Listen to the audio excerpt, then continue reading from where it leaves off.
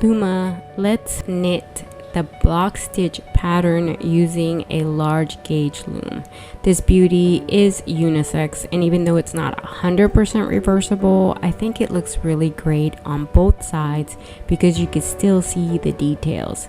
It is going to curl a little bit if you add some extra knits, but you can always steam block or wet block and get those out.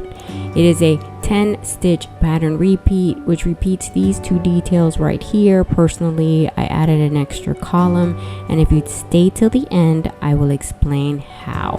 Hey, it's Denise from Lumahat.com, and for a complete list of supplies and more information, be sure to visit the website at lumahat.com/blocks. And keep in mind that this is a stitch pattern only, so there's no cast on or cast off. All right, let's begin with row 1.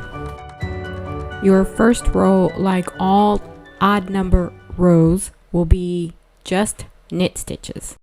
These first 4 pegs are actually my edge and are not part of the 10 stitch pattern. I'm starting here only because sometimes you guys freak out when I start midway, so it doesn't matter on this row only because it's just a row of stitches. And in my particular case, when I go from right to left, I actually prefer to use the flat version of the knit stitch, and for this you're just placing your yarn loosely over the existing loop and take the bottom loop over the top and knit off. You can also use the U-wrap, that's fine, just don't use the E-wrap because it will change the look of the pattern. And you just keep knitting the row until you have the width of your project. You're then ready for row 2, where you will knit 3 stitches and purl 7 stitches.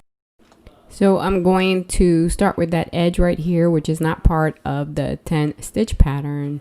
You're then going to do 3 knit stitches and 1, 2, 3, 4, 5, 6, 7 purl stitches. That's the 10 stitch pattern. And then I'm personally going to repeat it 2 more times for a total of 3 times, and then my edge. All right, so let's start this row. Again, this is my 1 edge, so I'm doing a U-wrap knit stitch. You can do whatever works for your project, so let's ignore that. This is where you start with those 3 knit stitches, and again I'm doing the U, so I half wrap and knit off, half wrap and knit off, right, for those 3 knit stitches. And then for the purl, you're going to take the working yarn, put it under the existing loop with your hook from above, scoop up and create a new loop. Take the old loop off the peg, put the new one on and pull. Again, you're going to scoop from the bottom and create a new loop, old off, new on, and pull.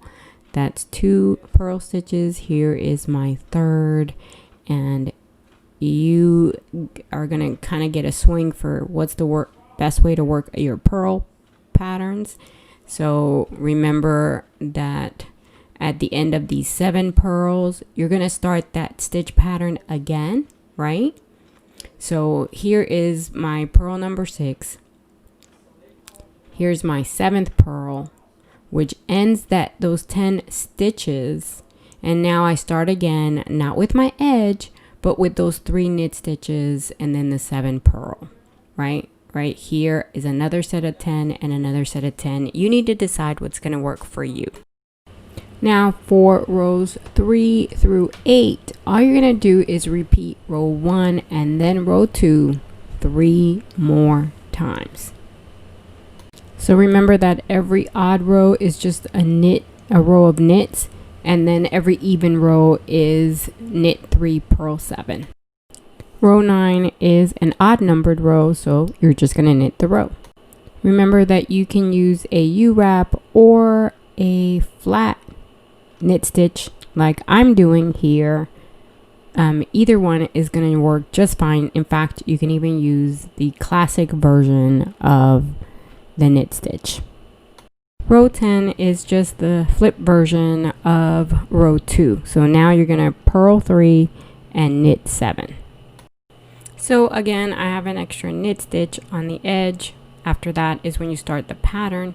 We're going to do those 3 purl stitches and they're going to be followed by the 7 knit stitches, which in this direction I am going to do the U-wrap. So the purl stitch you guys already know how to do. You're going to put the working yarn under the existing loop from the top, scoop up, create a new loop, fold off, new on, and pull.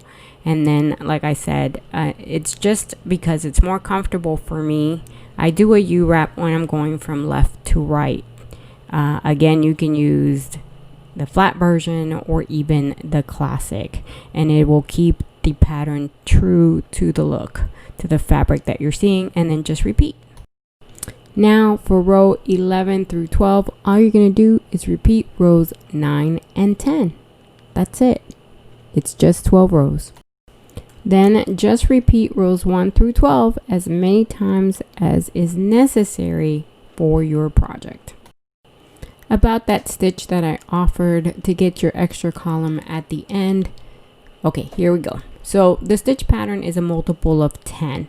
You're going to need 3 more stitches to balance this out and get the column.